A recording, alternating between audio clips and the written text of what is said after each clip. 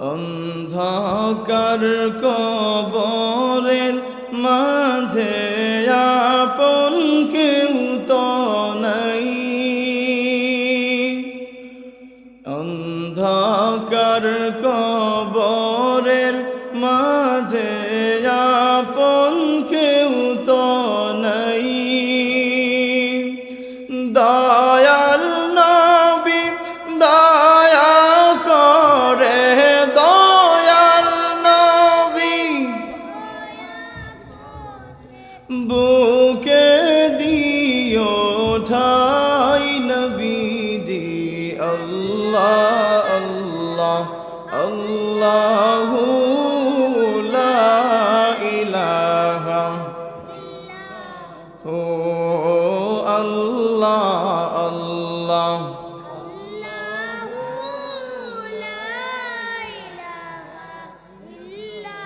হাসর মিজান কুলসি রাতে আপন কেউ তো নাই,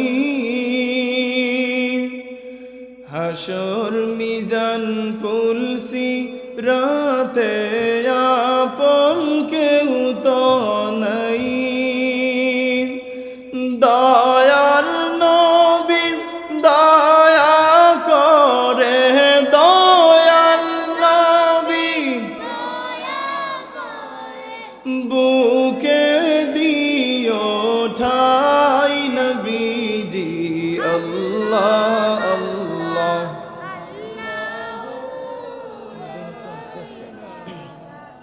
ইল্লাহু আল্লাহ আল্লাহ।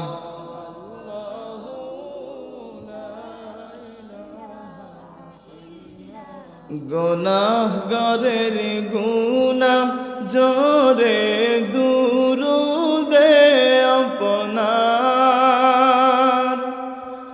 গুনাহগারের গুনাহ জোরে দুরুদে আপনার। দয়া করে তাড়াইবেন, দয়া করে উম্মত গুনাহগার নবীজি। আল্লাহ আল্লাহ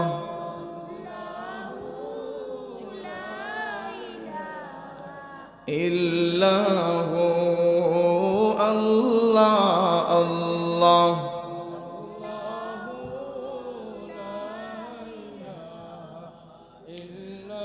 লা ইলাহা ইল্লাল্লাহু মুহাম্মাদুর রাসূলুল্লাহ সাল্লাল্লাহু আলাইহি ওয়াসাল্লাম। আল্লাহর হাবিব নবী কুল সম্রাট নূর নবী মুহাম্মদ সাল্লাল্লাহু আলাইহি ওয়া আলিহি ওয়াসাল্লাম তিনি কি বুঝিয়েছেন? আমার মুসলমান বন্ধুগণ শোনেন, দুনিয়ার শান্তি হচ্ছে এক ফুটো, দুনিয়ার শাস্তিও হচ্ছে এক ফুটো, দুনিয়ার কষ্ট হচ্ছে এক ফোঁটা, দুনিয়ার সুখ হচ্ছে এক ফোঁটা। এই এক ফোঁটা সুখকে আমরা যদি বিসর্জন দিতে পারি, এই এক ফোঁটা সুখকে বিসর্জন দিয়ে আমরা সাগর পরিমাণ সুখ যদি আমরা পাই, তাহলে এই এক ফুটো সুখকে আমরা বিসর্জন দেয়া কি আমাদের জন্য অনেক বেশি কষ্টকর হয়ে যাবে নাকি? এই দুনিয়া তো মাত্র এক ফুটো পানির সাথে আল্লাহর হাবিব তুলনা করেছেন। সাগর ভরা পানির মধ্যে মাত্র এক ফুটো পানির সাথে আল্লাহর হাবিব তুলনা করেছেন। আমার ভাইয়েরা দেখেন, এক ফুটো শান্তি কখনো শান্তি হতে পারে না, এক ফুটো কষ্ট কখনো কষ্ট হতে পারে না, এক ফুটো জীবন কখনো জীবন হতে পারে না। আমার ভাইয়েরা, শান্তি তো সাগর ভরা শান্তি, শান্তি তো সাগর ভরা শান্তি, আর কষ্ট তো সাগর ভরা কষ্ট। কথা বলেন ঠিক কিনা? জীবন তো সাগর ভরা জীবন। আমরা এই দুনিয়ার জামিন ত্যাগ করে যখন আমরা চলে যাব, যাওয়ার পরে কিতাবের মধ্যে পাওয়া যায় আখিরাতের দিনটা কেমন হবে। নবীজি মুহাম্মদুর রাসূলুল্লাহ সাল্লাল্লাহু আলাইহি ওয়াসাল্লামের হাদিস সাক্ষী, হাসরের ময়দানে এই দিন, এই একদিন 50,000 বছরের সমান হবে। আল্লাহু আকবার বলেন। আমার প্রিয় ভাইয়েরা, এই যে আমরা দুনিয়াতে রব্বুল আলামিন আমাদেরকে প্রেরণ করেছেন, নির্ধারিত একটা হায়াত আমাদেরকে দিয়েছেন, সেই হায়াত শেষ হয়ে গেলে 1 সেকেন্ড আপনি কমও বাঁচবেন না, 1 সেকেন্ড বেশিও বাঁচবেন না।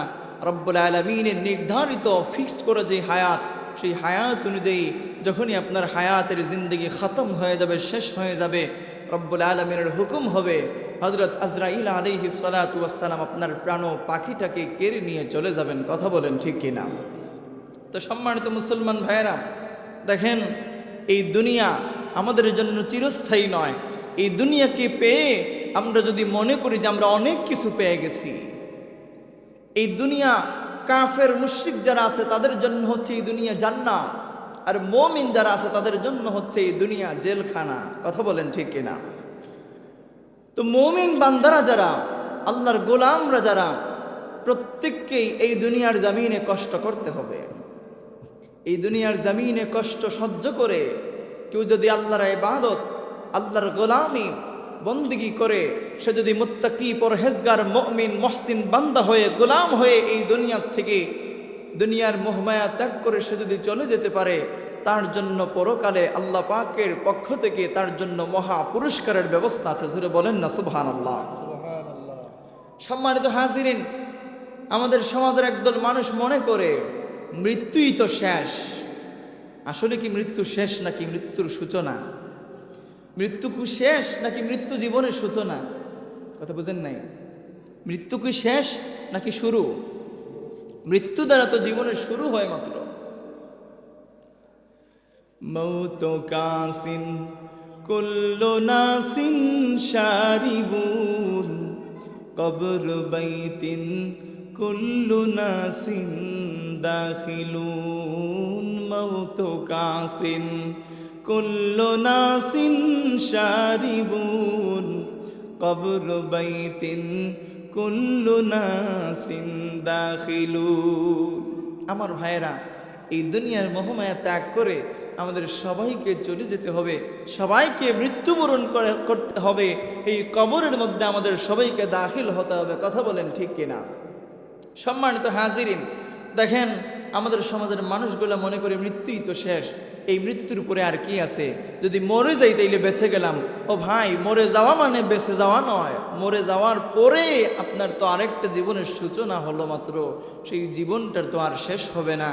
এই দুনিয়ার জমিনে বান্দা আসার পূর্বে রুহের জগতে ছিল, সেই রুহের জগৎটা ফিক্সড ছিল, একটা হায়াত নির্ধারিত ছিল, একটা সময় নির্ধারিত ছিল। সেই সময়ের পরে মানুষ চলে এসেছে মায়ের উদরে আলমে আরহামে, সেখান থেকে মানুষ চলে এসেছিল আলমে দুনিয়াতে, সেই দুনিয়ার থেকে মানুষ চলে যাবে আলমে বারজাখে, কবরে। সেই কবরের জগতেরও শুরু আছে, শেষও আছে, কিন্তু আলমে আখেরা, আখেরাতের জগতের শুরু যেমনে হবে, সেখানে শেষ হওয়ার কোনো নামগন্ধ পর্যন্ত থাকবে না। সম্মানিত ভাইয়েরা শুনেন, আজ আমরা সবাই আখেরাতকে ভুলে গেছি। দুনিয়ার ভোগ বিলাসিতা, ব্যবসা বাণিজ্য, চাকরি নকরি, সংসার নিয়ে আমরা সবাই ব্যস্ত হয়ে গেছি। খাত কৃষি নিয়ে ব্যস্ত হয়ে গেছি, খামার নিয়ে আমরা সবাই ব্যস্ত হয়ে গেছি। এই দুনিয়ার লোভ লালসা নিয়ে আমরা সবাই ব্যস্ত হয়ে গেছি। একটাবারও চিন্তা করলাম না এই দুনিয়ার থেকে তো আমাকেও একদিন চলে যেতে হবে। আমার কবরে আমার মা যাবে না, আমার কবরে আমার বাবা যাবে না, আমার কবরে আমার ভাই যাবে না, আমার কবরে আমার বোন যাবে না, আমার কবরে আমার স্ত্রী সন্তান কেউ যাবে না। আমার হিসাব একান্তই আমাকে দিতে হবে, আমার কবরে একান্তই আমাকে যেতে হবে। সেই দিন সবাই ওই পালকিতে করে, 4 পায়ের পালকিতে করে আমাদেরকে সবাই সেই খাটিয়া দিয়ে নিয়ে কবর পর্যন্ত চলে যাবে। আপনার সন্তান, আমার সন্তান কবর পর্যন্ত আমাদেরকে নিয়ে সেখান থেকে কবরে নামানোর উপরে চলে আসবে, নিষ্ঠুর নিমক হারামের মতো চলে আসবে। আপনার সন্তানকে চাইলেও সেখানে আর বসায় রাখা যাবে না। ওই সন্তান বসবে না। কেন বসবে না? সন্তান ভয় পায়, এই জন্য বসবে না। ও ভাইয়েরা, বন্ধুরা, বাবারা শুনেন, যে সন্তানের জন্য এত কষ্ট করলেন, এত ত্যাগ স্বীকার করলেন, নিজের মাথার ঘাম পায়ে ফেলে দিয়ে পরিশ্রম করলেন, কঠোর পরিশ্রম। এত পরিশ্রম করেছেন, ওই কাদের মধ্যে করে, ওই মাথার মধ্যে করে সিমেন্টের বস্তা নিচতলা থেকে 5 তলা 7 তলার উপরে উঠাইছেন। ও বাবা, আপনার মৃত্যুর পরে আপনার সন্তান আপনার কবরে যাবে না, আপনার স্ত্রী আপনার কবরে যাবে না, আপনার ভাই আপনার কবরে যাবে না, আপনার কেউ আপনার সাথে কবরে যাবে না। সেই দিন কঠিন মুহূর্তে আপনাকে একাই কবরে যেতে হবে। সেই দিন আপনার সঙ্গী আর কেউ হবে না। আপনার সঙ্গী হবে আপনার ঈমান, আপনার সঙ্গী হবে আপনার নেক আমল, আপনার সঙ্গী হবে নামাজ, আপনার সঙ্গী হবে যাকাত, আপনার সঙ্গী হবে রোজা, আপনার সঙ্গী হবে দান সদকা, আপনার সঙ্গী হবে কোরআন শরীফের তেলাওয়াত, আপনার সঙ্গী হবে আল্লাহর জিকির। কথা বলেন ঠিক কিনা? হাদিসে কারিমার মধ্যে এসেছে, আল্লাহর হাবিব মুহাম্মদুর রাসূলুল্লাহ সাল্লাল্লাহু আলাইহি ওয়া আলিহি ওয়াসাল্লাম তিনি ইরশাদ করেছেন, আশ-শাইতানু জাথিমুন আলা কলবি ইবনি আদম ফাইযা যাকারাল্লাহ খানাসা ওয়া ইযা গাফালা ওয়াসওয়াসা। জোরে বলেন আল্লাহু আকবার। আল্লাহর হাবিব মুহাম্মদুর রাসূলুল্লাহ সাল্লাল্লাহু আলাইহি ওয়া আলিহি ওয়াসাল্লাম তিনি ইরশাদ করেছেন, প্রত্যেক আদম সন্তানের হৃদয়ের মধ্যে শয়তান জেকে বসে। জোরে কোন আল্লাহু আকবার। শয়তান জেকে বসে মানে শয়তান প্রাধান্য বিস্তার করে।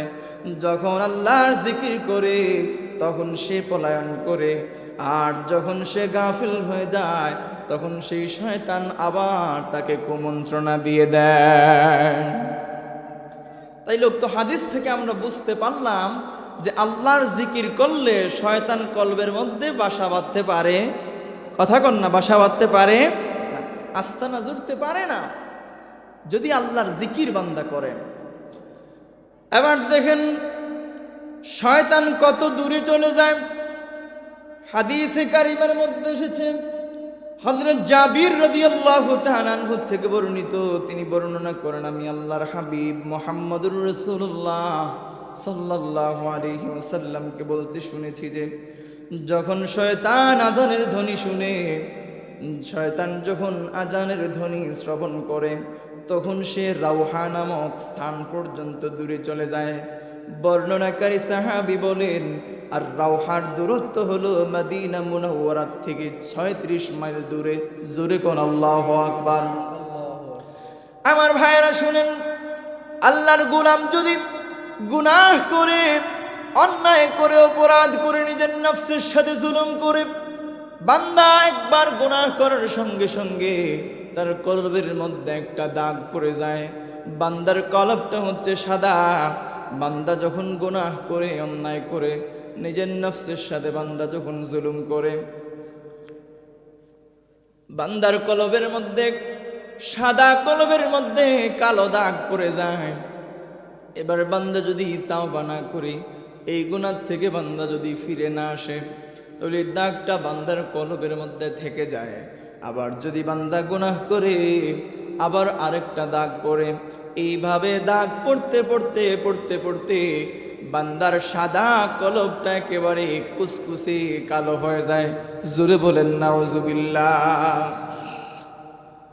এবার শুনেন ভাইয়েরা, আপনাদের খিদমতে জিকিরের 4টি উপকারের কথা বলবো, 4টি ফজিলতের কথা বলবো। জিকিরের দ্বারা 1 নাম্বার হচ্ছে অন্তরের মধ্যে শান্তি পাওয়া যায়। আপনি অনেক চিন্তিত, অনেক হতাশাগ্রস্ত, পেরেশানির মধ্যে আছেন, কোনো কিছুই আপনার কাজ হচ্ছে না, আপনার ঘুমও আসে না, সদা সর্বদা মাথার মধ্যে একটা পেরেশানি কাজ করতেছে। ও ভাই, আপনি বিনয়ের সাথে আল্লাহর জিকির করে দেখুন, আপনার অন্তরের মধ্যে শান্তি দিবেন একজন, তিনি কে? চিৎকার দিয়ে বলতে হবে, তিনি কে? আল্লাহর জিকির করার কারণে ইতমিনানে কলব হাসিল হয়। আল্লাহর জিকির করার কারণে বান্দার কলবটা পরিষ্কার হয়। সুবহানাল্লাহ। আল্লাহ রাব্বুল আলামিন পবিত্র কোরআনুল কারীমের মধ্যে ইরশাদ করেছেন, আলা বিযিকরিল্লাহি তাতমাইন্নুল কুলুব। জোরে বলুন আল্লাহু আকবার।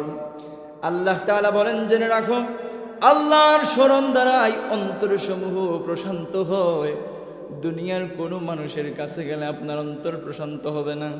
দুনিয়ার কোনো মানুষের সংস্পর্শে গেলে আপনার পেরেশানি দূর হবে না। আল্লাহর জিকির যদি আপনি করার মতো করতে পারেন, খোদার কসম করে বলছি রে ভাইরা, আল্লাহর জিকির করার মতো করতে পারলে আপনার অন্তরটা প্রশান্ত হয়ে যাবে।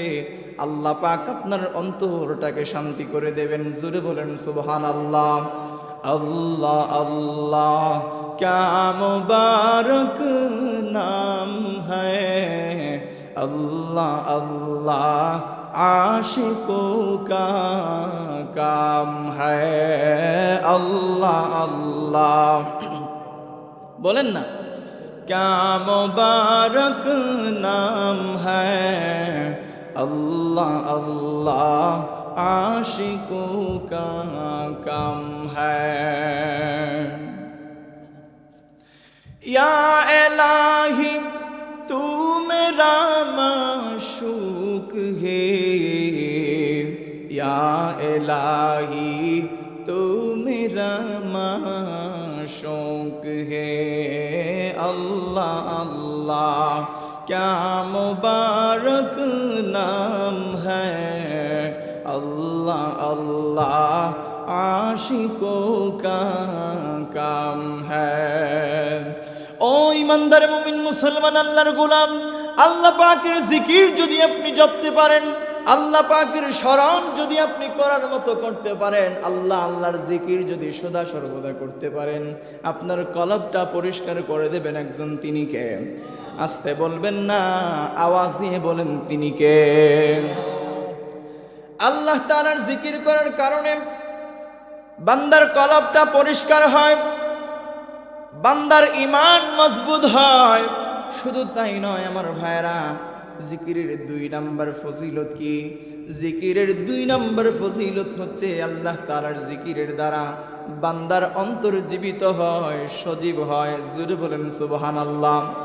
হাদিস শরীফের মধ্যে হচ্ছে আল্লাহর হাবিব মুহাম্মদুর রাসূলুল্লাহ সাল্লাল্লাহু আলাইহি ওয়া আলিহি ওয়াসাল্লাম ইরশাদ করেছেন, আল্লাহর হাবিব মুহাম্মদুর রাসূলুল্লাহ সাল্লাল্লাহু আলাইহি ওয়াসাল্লাম ইরশাদ করেছেন, মাসালুল লাযী ইয়াযকুরু রাব্বাহু ওয়াল লাযী লা ইয়াযকুরু মাসালুল হাইয়্যি ওয়াল মাইয়িত, মুত্তাফাকুন আলাইহি।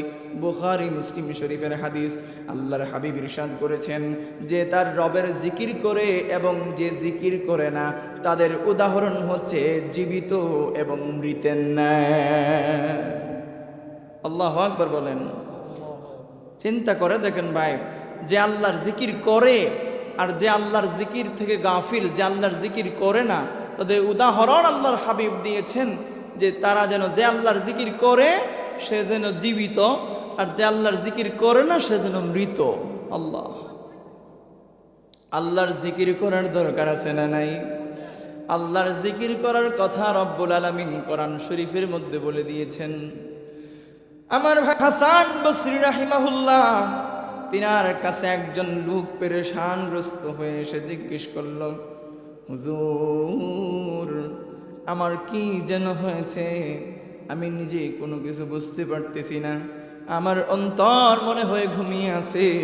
হুজুর হযরত হাসান বসরি রহমতুল্লাহ আলাইহি জিজ্ঞেস করলেন, কি হয়েছে আপনার, ভালো করে বলেন তো দেখি।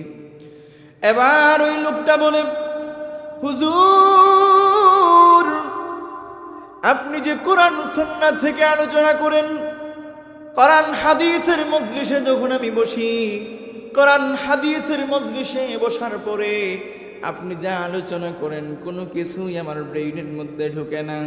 আমার এক কান দিয়ে যখন ঢোকে অন্য কান দিয়ে আমার চলে যায়। হুজুর কোনো কিছুই আমাকে যেন তাসির করছে না। হুজুর গো আমার অন্তরটা মনে হয় ঘুমায়া পড়ছে। জোরে বলেন সুবহানাল্লাহ। এবার ইমাম হাসান বসরি রাহিমাহুল্লাহ বলেন, যদি তাই হয় তাহলে আপনার অন্তর ঘুমায় নাই, বরং আপনার অন্তর, আপনার কলবটা মৃত্যুবরণ করেছে। কেননা ঘুমন্ত ব্যক্তিকে যদি আপনি নাড়া দেন, ঘুমন্ত ব্যক্তিকে নাড়া দিলে ঘুমন্ত ব্যক্তি জাগ্রত হয়ে যায়, কিন্তু মৃত ব্যক্তিকে এখন থেকে নিয়ে আপনি যদি কিয়ামত পর্যন্ত নাড়াচাড়া করেন, মৃত ব্যক্তি জাগ্রত হবে না। আমার ভাইয়েরা, বাবারা শোনেন, যখন হযরত হাসান বসরি রহমতুল্লাহ আলাইহি কথা বললেন, বলার পরে ওই লোকটাকে বললেন, তোমার কলবটা ঘুমন্ত নয়, বরং তোমার কলবটা মৃত্যুবরণ করেছে। জোরে বলেন আল্লাহু আকবার। এবার ওই লোকটা বলে, হুজুর, এই মৃত কলবকে আমি সজীব করব কিভাবে? এই মৃত কলবকে আমি জীবিত করব কিভাবে? তখন ইমাম হাসান বসরি রাহিমাহুল্লাহ ওই লোকটাকে বলে দিলেন, অধিক পরিমাণে আল্লাহর জিকির করো, কোরআন শরীফের তেলাওয়াত করো। এই জিকির আর কোরআন শরীফ তেলাওয়াতের কারণে তোমার কলবটা আবার জীবিত হয়ে যাবে। জোরে বলেন সুবহানাল্লাহ। একটু মহব্বতে জিকির করে লা ইলাহা, জোরে লা ইলাহা ইল্লাল্লাহ, লা ইলাহা হাসবি রব্বি জাল্লাল্লাহ, মা ফি কলবি গায়রুল্লাহ, নূর মুহাম্মদ সাল্লাল্লাহ, লা ইলাহা ইল্লাল্লাহ, লা ইলাহা।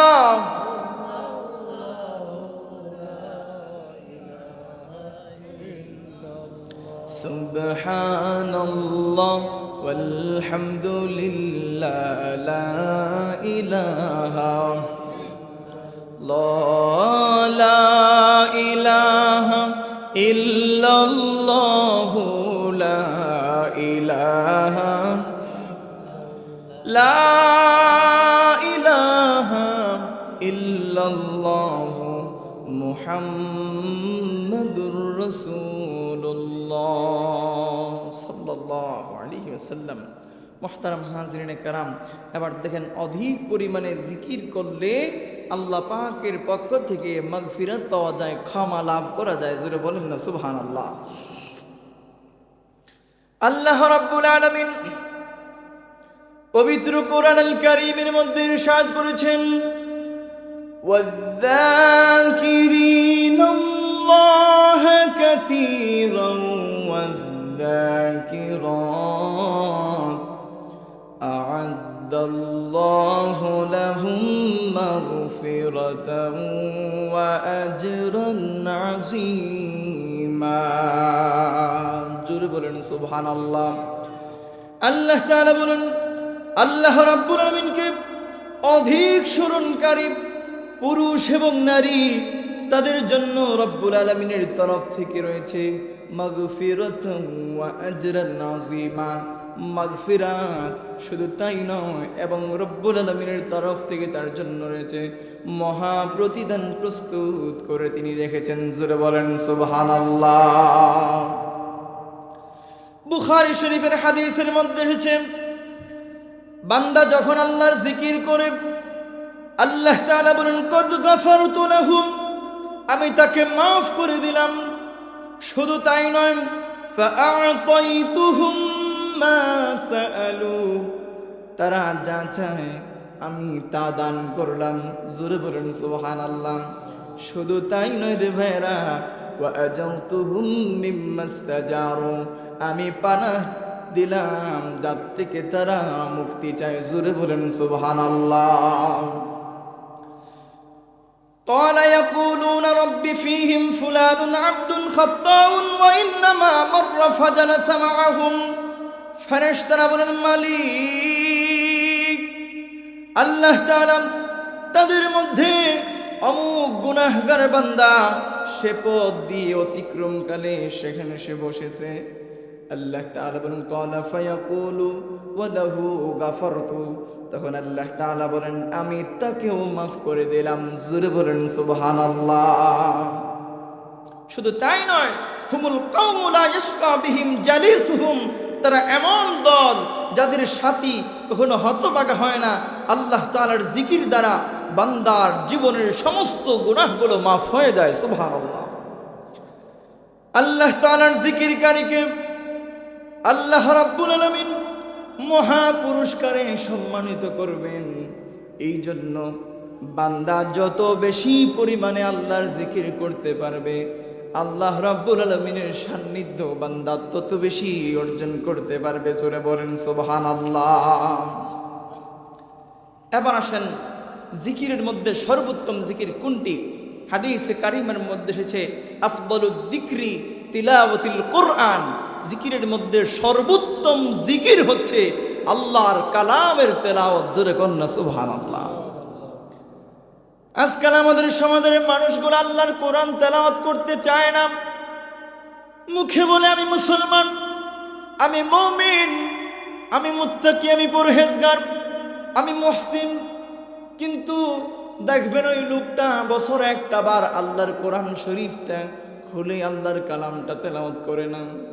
আল্লাহর কালাম যদি বান্দা তেলাওয়াত করার মতো করে, আমার ভাইরা শুনেন, আল্লাহর কালাম তেলাওয়াত করার মতো করলে এই কালামুল্লাহ শরীফ ময়দানে মাশর কিয়ামতের দিন আপনার জন্য আমার জন্য শাফাআতকারী হিসেবে রব্বুল আলামিন কবুল করবেন। জোরে বলেন সুবহানাল্লাহ। আল্লাহর কালামুল্লাহ শরীফ আপনার জন্য আমার জন্য শাফাআত করবে, আর শাফাআত করে আল্লাহর তৈরি জান্নাতে নিয়ে যাবে। জোরে বলেন সুবহানাল্লাহ। এই জন্য আমার ভাইয়েরা বিনয়ের সাথে বলি, অধিক পরিমাণে কালামুল্লাহ শরীফ তেলাওয়াত করবেন। সেই কালামুল্লাহ শরীফ তেলাওয়াত করার মতো আপনি যদি করতে পারেন, আমার ভাইয়েরা, বন্ধুরা, বাবারা, কালামুল্লাহ শরীফ তেলাওয়াতের আমল যদি আপনি করতে পারেন, আপনার অভাব অনটন সুখ দুঃখ কোনো কিছুই আপনাকে স্পর্শ করতে পারবে না। অনেকেই বলেন যে হুজুর, এত অভাবের মধ্যে আছি, এত পেরেশানির মধ্যে আছি, এত পেরেশানগ্রস্ত হয়ে আছি, হুজুর অভাবটা তো দূর হয় না। আমি বলবো ভাই, আল্লাহর কালাম নিয়ে আপনি বসে যান, আল্লাহর কালামুল্লাহ শরীফের উপরে আমল করেন। প্রতিদিন মাগরিবের নামাজের পরে কোরআন শরীফের ২৭ নম্বর পারায় একখানা সূরা আছে, যে সূরাটির নাম হচ্ছে সূরাতুল ওয়াকিয়া। সূরা আর রহমানের পরে যে সূরা, সেই সূরা হচ্ছে সূরাতুল ওয়াকিয়া। সেই সূরাতুল ওয়াকিয়া শরীফের উপরে আপনি যদি আমল করতে পারেন, হাদিসের মধ্যে পাওয়া যায় ওয়াকিয়া শরীফের তেলাওয়াতের আমল যদি কেউ করে, তাহলে ওই লোকটাকে কখনো কোনোদিন অভাব অনটন তাকে স্পর্শ করবে না। সুবহানাল্লাহ বলেন। কালামুল্লাহ শরীফের পাওয়ার আছে না নেই? আর একটু জোরে বলেন। আল্লাহর কালামের অনেক পাওয়ার। আমার ভাইরা, শুধু তাই নয়, প্রতি ওয়াক্ত ফরজ নামাজের পরে যায় নামাজের মধ্যে বসে কোরআন শরীফের একটা আয়াত আছে, সেই আয়াতকে আয়াতুল কুরসি বলা হয়। আল্লাহু লা ইলাহা ইল্লা হুয়াল হাইয়ুল কাইয়্যুম। এই আয়াত, এই আয়াতুল কুরসির উপরে যদি আপনি আমল করতে পারেন, প্রতিদিন 5 ওয়াক্ত ফরজ নামাজের পরে আয়াতুল কুরসি পাঠ করে আপনার বুকের মধ্যে ফুঁক দিবেন, জান্নাতে যাওয়ার জন্য মৃত্যু ব্যতীত আপনাকে আর কোনো কিছু আটকাতে পারবে না। জোরে কন্যা সুবহানাল্লাহ। তাহলে কোরআন শরীফের ফজিলত আছে না নেই? কোরআন শরীফ হচ্ছে সর্বোত্তম জিকির। ও ভাই, বসেন না, প্রতি জুমার দিন অথবা জুমার রাত্রিতে যদি সম্ভব হয়, বৃহস্পতিবার রাতে, অর্থাৎ জুমাবারের রাত্রি চলে আসে বৃহস্পতিবার রাতে, তো জুমাবারের রাত্রিতে যদি আপনার সুযোগ হয়, সময় হয়, তাহলে কোরআন শরীফ থেকে 15 নম্বর পারায় সূরাতুল কাহাফ, সেই সূরাতুল কাহাফ তিলাওয়াত করেন। যদি তাও সম্ভব না হয়, বৃহস্পতিবার রাত্রিবেলা আপনি যদি পড়তে না পারেন, তাহলে জুমার দিন সারাটা দিনের ভেতরে আসরের আগ মুহূর্ত পর্যন্ত যে কোনো একবার সময় করে কোরআন শরীফ থেকে সূরাতুল কাহাফটা তিলাওয়াত করে নেবেন। সেই সূরাতুল কাহাফ যদি আপনি এক জুমা তিলাওয়াত করেন, অপর জুমা পর্যন্ত আপনার উপরে আল্লাহর তরফ থেকে নূর আর রহমত নাজিল হতে থাকবে। আর একটু জোরে বলেন না সুবহানাল্লাহ। কোরআন শরীফের কত ফজিলত! ও ভাই, কি বলবো, বলতে বলতে তো শেষ হবে না। কোরআন শরীফের সূরাতুল ইখলাস কেউ যদি ঈমানের সহিত, বিশ্বাসের সহিত যদি 3 বার পাঠ করে, 3 মর্তবা পাঠ করে, এক খতম কোরআন শরীফের সওয়াব রব্বুল আলামিন তার নামায়ে আমলের মধ্যে দান করে দেন। সুবহানাল্লাহ। আজকে আমরা আল্লাহর জিকির থেকে, কোরআন শরীফের তেলাওয়াত থেকে, নামাজ থেকে, রোজা থেকে, হজ থেকে, জাকাত থেকে, দান সদকা থেকে, সব কিছুর থেকে আমরা গাফেল হয়ে গেছি। যত দিন যাচ্ছে, দিনকে দিন আমাদের পাপাচারের সংখ্যাটা বাড়তেছে, পাপাচারের আশঙ্কাটা যত দিন যাচ্ছে বৃদ্ধি পাচ্ছে, কিন্তু আল্লাহকে সন্তুষ্ট করার জন্য আমরা কেউ চিন্তিত নই। আমরা সবাই নিজের চিন্তা নিয়ে ব্যস্ত। আমরা সবাই কিভাবে স্টাবলিশড হতে পারবো, কিভাবে কোটি টাকার মালিক হতে পারবো। একজন সন্তানকে লন্ডন পাঠিয়েছি, আরেকজনকে কিভাবে আমেরিকা পাঠাবো। একজন আমেরিকা গেছে, একজন লন্ডন গেছে, আরেকজনকে কিভাবে কানাডা পাঠাবো। একজন লন্ডন আছে, একজন আমেরিকা আছে, একজন কানাডা আছে, একজন কিভাবে আমি অস্ট্রেলিয়াতে পাঠাবো, আছে না নেই? একজন মুরব্বী, দিনের নাম আমি বলবো না, তো তিনি একদিন একজন লোককে বললেন যে আমার মেয়ে তো একজন আছে লন্ডনে, একজনকে বিয়ে দিছি, সে লন্ডন চলে গেছে, জামাই লন্ডন থাকে। আর একজন বিয়ে দিছি আমেরিকাতে, জামাই আমেরিকা থাকে, মেয়েও সেখানে থাকে। আর একজন গেছে কানাডাতে, জামাই আছে কানাডায়, কানাডা নিয়ে গেছে। এখন যদি মানে ওনার বয়সটা অনেক বৃদ্ধ তিনি, তো তিনি বলতেছেন যে এখন যদি আরেকটা মেয়ে যদি হয়ে যাইতো, তাহলে মেয়েটাকে আমি ফ্রান্স পাঠিয়ে দিতাম। তো যার সাথে গল্প করতেছেন তিনি বললেন, আপনার সময় তো এখনো যায় নাই। আল্লাহ পাক যদি ইব্রাহিম আলাইহিস সালাতু ওয়াস সালামকে দিতে পারেন, তাইলে আপনাকেও তো দিতে পারেন, আপনি চান। সম্মানিত হাজিরিন, তো এটা হচ্ছে আমাদের চিন্তা। আমরা আমাদের একটা বিল্ডিং আছে, আরেকটা বিল্ডিং চাই। আমার একটা গাড়ি আছে, আর একটা গাড়ি চাই। এবার যখন দুইটা গাড়ি হয়ে গেল, এবার চিন্তা আসছে দুইটা গাড়িতে তো মোটামুটি ভালো ইনকাম আসতেছে। কার যদি হয় প্রতিদিন দুইটা গাড়িতে 2000 টাকা ইনকাম এনে দিচ্ছে, তাহলে এবার যদি আরও দুইটা গাড়ি হয়, তাইলে প্রতিদিন 4000 করে ইনকাম পাবো। এই তো দুনিয়ার লোভ লালসা আমাদেরকে পাগল করে দিয়েছে। ও ভাই, এই দুনিয়াতে আপনি আমরা কেউ চিরদিন থাকবো না, চিরস্থায়ী কেউ নয়। এই দুনিয়া আমাদের জন্য মুসাফির জিন্দেগি। এই দুনিয়াতে কেউ থাকবো না, এই দুনিয়াতে থাকার জন্য কেউ আসেও নাই। সবাইকে চলে যেতে হবে। চলে যাওয়ার আগে আপনার নিজের জন্য অ্যাটলিস্ট কিছু সঞ্চয় করে রেখে যান। আমরা যে আল্লাহর রাস্তায় দান করি, সদকা করি, এই দান সদকাগুলো থেকে আমাদের অনেক ক্ষতি হয়ে যায়। দান সদকা যে করি, দেখেন না ভাই, বড় কষ্ট লাগে। জুমাবার যখন আসে তখন দেখা যায় অনেক মুসল্লিরা ছেঁড়া টাকা নিয়ে মসজিদে দেয়। যেই টাকাটা দোকানে চলবে না, সেই টাকাটা নিয়ে কোথায় দেয়? মসজিদে দেয়। আবার কেউ কেউ এমন আছে 5 টাকা দেয় মসজিদে। এমনও আল্লাহর অনেক বান্দার আছে মসজিদের মধ্যে 2 টাকা দেয়। অথচ বর্তমান এমন একটা ট্রেন্ড, একটা সমাজে, বর্তমান সমাজে আপনি 5 টাকার নিচে কোনো ফকিরকে দিয়ে দেখবেন, ফকির আপনার টাকা হাতে নিবে না। বলবে যদি লাগে তাহলে নাও, 5 টাকার সাথে আরো 5 টাকা আমি দিলাম তোমাকে, নাও। ও ভাই, আল্লাহ তাআলা আমাদেরকে এত দিয়েছেন, আমরা কেন আল্লাহর রাস্তায় ব্যয় করি না? আল্লাহর রাস্তায় আমরা যদি ব্যয় করি, এটা তো আমাদের আখিরাতের জন্য সঞ্চয় হবে। আমরা দুনিয়াতে থেকে যদি আখিরাতের জন্য সঞ্চয় করে যেতে পারি, আর কি লাগে ভাই? আমরা যে দুনিয়াতে থেকে আল্লাহ পাক রব্বুল আলামিনের সন্তুষ্টির জন্য, রেজামন্দি হাসিল করার জন্য আমরা যখন আল্লাহর রাস্তায় দান করি, তখন সেই দানটা রব্বুল আলামিনকে ঋণ দেওয়া হয়। কি হয়? রব্বুল আলামিনকে ঋণ দেওয়া হয়। ময়দানে মাহশর, কিয়ামতের দিন আপনি আপনার আমল নামার মধ্যে এই দানগুলো যখন দেখবেন, তখন আপনি নিজে অবাক হয়ে যাবেন। আপনি বলবেন যে আল্লাহ তাআলা, এত টাকা তো আমি দান করি নাই। ও ভাই, অত্যন্ত বিনয়ের সাথে বলি, আপনার অন্তরের মধ্যে খুশু ছিল, আপনার অন্তরের মধ্যে খুদু ছিল। এই খুশু আর খুদু থাকার কারণে, আল্লাহ পাকের সন্তুষ্টি অর্জনের কারণে, সন্তুষ্টি অর্জন করার উদ্দেশ্যে আপনি যে আল্লাহর রাস্তায় দান করেছেন, সেই দানটাকে রব্বুল আলামিন কবুল করে সেই দানের সংখ্যাটা বহু গুণে বুলন্দিত করে দিয়েছেন। জোরে কন্যা সুবহানাল্লাহ। তাইলে আল্লাহর রাস্তায় দান করার দরকার আছে না নেই? বেশি বেশি করে দান করতে পারবেন তো ইনশাল্লাহ। জুমাবারে একেবারে কম যদি দেন ভাই, একেবারে কম করে হলে কমপক্ষে 10টা টাকা আল্লাহর ঘর মসজিদে দিয়েন। কারণ দেখেন, আল্লাহ কিন্তু গরিব না ভাই। আপনি যদি আল্লাহর রাস্তায় 1 পয়সাও সারা জীবনে দান না করেন, আল্লাহর কোনো কিছু যাবেও না, আসবেও না। আল্লাহর কি কোনো ক্ষতি হবে? যদি এই দুনিয়ার সমস্ত মানুষ প্রত্যেকে স্ট্রাইক করে দেয় যে আল্লাহর রাস্তায় আর একটা পয়সা দান করব না, আল্লাহ পাকের কি ক্ষতি হয়ে যাবে? নাউজুবিল্লাহ। আল্লাহ মাফ করুক ভাই, আল্লাহ আমাদের প্রত্যেককে হেদায়েত নসিব করুক, সকলে পড়ি আমিন। সম্মানিত হাজিরিন, আপনার মৃত্যুর পরে আপনার সঙ্গে যাবে কি? আপনার কাফন, 3খানা কাফন, পুরুষের 3খানা আর মহিলার 5খানা। এই কাফন নিয়ে, আপনার ঈমান নিয়ে, আপনার নেক আমল নিয়ে আপনি চলে যাবেন কবরে। সেখানে যে আপনি যদি কবরের সেখানে যাওয়ার পরে সওয়ালের জবাব হবে, সেখানে সওয়াল জবাব যদি আপনি ঠিকঠাক মতো দিতে পারেন না, সেখান থেকেই তো আপনার কিয়ামত শুরু হয়ে যাবে। ঠিক কিনা বলেন?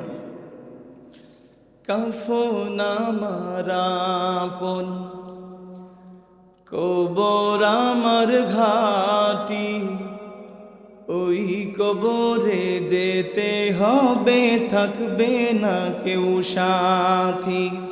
ওই কবরে যেতে হবে, থাকবে না কেউ সাথী। কাফন আমার আপন, কবর আমার ঘাটি, ওই কবরে যেতে হবে, থাকবে না কেউ সাথী। ওই কবরে যেতে হবে, থাকবে না কেউ। পারেন না আপনারা? বলবেন আমার সাথে। থাকতে হবে নিরালায়, একা একা পাঁচতলায়। থাকতে হবে নিরালায়, একা একা বাসতলায়। চতুর্দিকে রবে শুধু মাটি, চতুর্দিকে রবে শুধু মাটি। কাফন আমার আপন, কবর আমার ঘাটি, ওই কবরে যেতে হবে, থাকবে না কেউ সাথী। ওই কবরে যেতে হবে। 3.5 হাত মাটির ঘর, কারো আপন কারো পর, কারো হবে ফুলেরই বাগান, কারো হবে জাহান্নাম। 3.5 হাত মাটির ঘর, কারো আপন কারো পর, কারো হবে ফুলেরই বাগান, কারো হবে জাহান্নাম। আমল নামায় সেদিন তোমার না থাকিলে নেকি, আমল নামায় সেদিন তোমার না থাকিলে নেকি। ওই কবরে যেতে হবে, থাকবে না কেউ সাথী। ওই কবরে যেতে হবে, থাকতে হবে নিরালায়, একা একা বাসতলায়। থাকতে হবে নিরালায়, একা একা। চতুর্দিকে রবে শুধু মাটি, চতুর্দিকে রবে শুধু মাটি। মন কান্না কি রাশিবেন, সওয়াল জবাব করিবেন, না পারিলে সওয়ালের জবাব শুরু হবে কবরে আযাব। কঠিন কষ্টে রইব পড়ে, কাটবে না ঘুর রাত্রি। কঠিন কষ্টে রইব পড়ে, কাটবে না ঘুর রাত্রি। ওই কবরে যেতে হবে, থাকবে না কেউ সাথী। ওই কবরে যেতে হবে, থাকতে হবে নিরালায়, একা একা বাসতলায় থাকতে হবে নিরালায়, একা একা। চতুর্দিকে রবে শুধু মাটি, চতুর্দিকে রবে শুধু মাটি। কথা বলেন ঠিক কিনা? আমার সম্মানিত ভাইয়েরা, আমি বিনয়ের সাথে আপনাদের খিদমতে বলতে চাই, এই জন্য এখনো সময় আছে। যতটা দিন আমরা এই দুনিয়ার জমিনে বেঁচে থাকি, ততটা দিন যেন আমরা আল্লাহ পাকের স্মরণে অধিক পরিমাণে ধাবিত হতে পারি। কথা বলেন ঠিক কিনা? সম্মানিত হাজিরিন, অধিক পরিমাণে আল্লাহর জিকির করবেন। অধিক পরিমাণে আল্লাহর জিকির করার কারণে রব্বুল আলামিন আপনার উপরে সন্তুষ্ট হয়ে যাবেন, রব্বুল আলামিন আপনার উপরে খুশি হয়ে যাবেন। এমনকি আপনি শুধু একাকী জিকির করবেন না, আপনার সন্তান সন্ততি যারা আছে তাদেরকে নিয়ে আল্লাহর জিকির করবেন। তারা ছোট্ট ছোট্ট সন্তানরা, তারাও শিখবে আল্লাহর জিকির কিভাবে করতে হয়। ও ভাই, জিকির করার তো অনেক তরিকা আছে না নাই? ফুলতলির জমিন আমরা যখন যাই, আমাদের পীর ও মুর্শিদে বরহক আল্লামা বড় সাহেব কিবলা, তিনি কি আমাদেরকে জিকিরের তরিকা শিখাইয়া দেন না? দেন কি না? দেন। তো জিকিরের তরিকা আমাদের ফুলতলি সিলসিলায় জিকিরের তরিকা কত সুন্দর। কোনো ভণ্ডামি নাই, কোনো সান্ডামি নাই, কোনো গুন্ডামি নাই, কোনো আউলামি নাই, বাউলামি নাই, ফাউলামি নাই। এই যে আগামী 15ই জানুয়ারি আল্লামা ফুলতলি সাহেব কিবলা রহমতুল্লাহ আলাইহির ইসালে সওয়াব মাহফিল, জানেন তো আপনারা, প্রতি বছর 15ই জানুয়ারি বালাইহা, ঐতিহাসিক বালাইহাওর ময়দানে আল্লামা ফুলতলি সাহেব কিবলা রহমতুল্লাহ আলাইহির ইসালে সওয়াব মাহফিল হয়। সেখানে আমাদের বড় সাহেব তিনি কত সুন্দর করে জিকির করেন। এই কি সাথে সাথে কত সুন্দর আওয়াজ হয়, লা ইলাহা ইল্লাল্লাহ, লা ইলাহা ইল্লাল্লাহ। আহ, কত সুন্দর জিকির ভাই! আল্লাহ, কত শান্তি পাওয়া যায়। দেখবেন মুহূর্তের ভেতরে কলিজাটা শীতল হয়ে যায়, আর যেন মনে হয় রহমতের অসংখ্য জরি এই বালাই হাওরের ময়দানে, এই প্যান্ডেলের ভেতরে বর্ষিত হচ্ছে। আমার ভাইয়েরা, আমি বিনয়ের সাথে অনুরোধ করব, যারা ফুলতলি সাহেব বাড়িতে জীবনে একবারও যান নাই, ইসালে সওয়াব মাহফিলে জীবনে একবারও যান নাই, দেখার জন্য হলেও অন্ততপক্ষে একটা বার যান। এবার অন্ততপক্ষে আসেন ইসালে সওয়াবের মাহফিলে, সেখানে এসে দেখুন আমাদের সাহেব বাড়িতে সেখানে কোনো শিরকি কোনো কাজ নাই, বিদআতি কোনো কাজ নাই, বাউলামি কোনো কাজ নাই, কিচ্ছু নাই। এত সুন্দর সুন্দর সিলসিলা, এত সুন্দর তরিকায় জিকির হয়, তাও বা ইস্তিগফার হয়, বড় সাহেব কিবলা তাও বাবায়াত করান, আরও কত কিছু। সেখানে যদি আপনি একবার যান, আপনার মাইন্ডটা পরিবর্তন হয়ে যাবে। কথা বলেন ঠিক কিনা? তা আগামী 15ই জানুয়ারি 2026 ইংরেজি এই সেশনের এই ইসালে সওয়াব মাহফিলে আপনারা যাবেন তো ইনশাল্লাহ? সবাই বলেন, যাবেন তো ইনশাল্লাহ? ইনশাল্লাহ জিকির করবেন বাবা, নীরবে নিভৃতে থেকে আল্লাহর জিকির করবেন, লা ইলাহা ইল্লাল্লাহ, লা ইলাহা ইল্লাল্লাহ। আজকাল আমাদের সমাজে কত জাতের জিকির বের হয়েছে।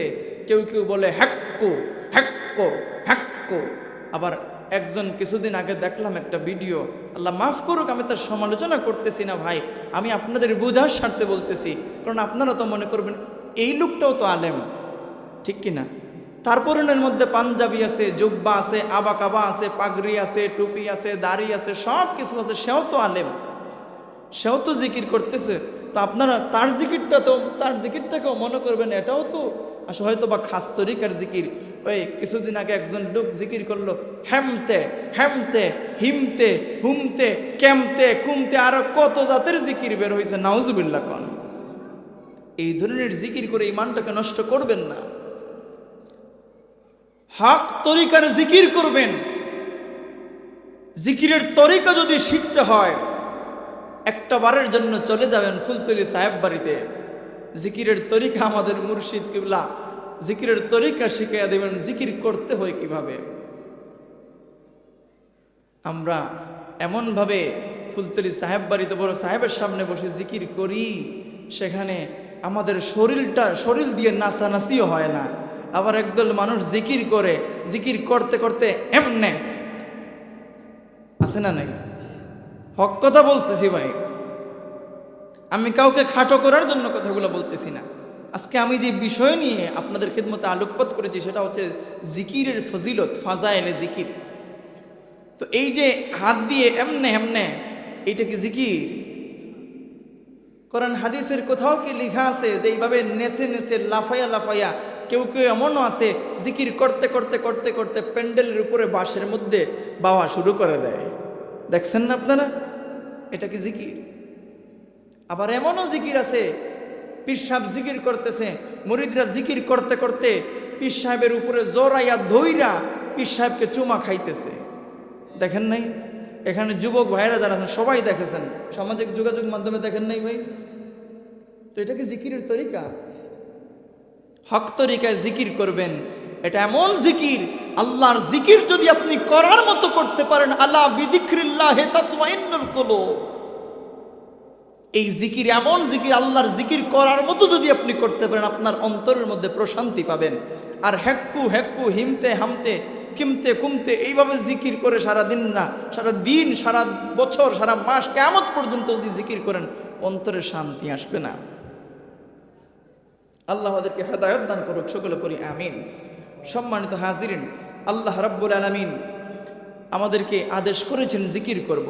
ইয়া আইয়ুহাল্লাযীনা আমানুযকুরুল্লাহা যিকরান কাসীরা, সুবহানাল্লাহ বলেন। আল্লাহ রাব্বুল আলামিন বলেন, হে ঈমানদাররা, হে মুমিনগণ, তোমরা আল্লাহ রাব্বুল আলামিনকে অধিক পরিমাণে স্মরণ করো। কম করে স্মরণ করব না অধিক পরিমাণে স্মরণ করব? তো অধিক পরিমাণে যদি আমরা আল্লাহকে স্মরণ করতে পারি, রব্বুল আলামিন কি আমাদের উপরে খুশি হবেন না? আমাদের অভাব অনটন থাকবে, পেরেশানি থাকবে, চিন্তা থাকবে, কিছুই থাকবে না। আমাদের সমস্ত আরজি রব্বুল আলামিনের দরবারে কবুল হবে। আমরা যদি জিকির করার মতো করতে পারি, আর সেই জিকির করে আমরা যদি খালিস দিলে আল্লাহর কাছে তাওবা ইস্তিগফার করে আল্লাহ পাকের কাছে মুনাজাত করতে পারি, রব্বুল আলামিন আপনার আমাদের জীবনের সমস্ত গুনাহগুলো মাফ করে দেবেন। জোরে কন্যা সুবহানাল্লাহ।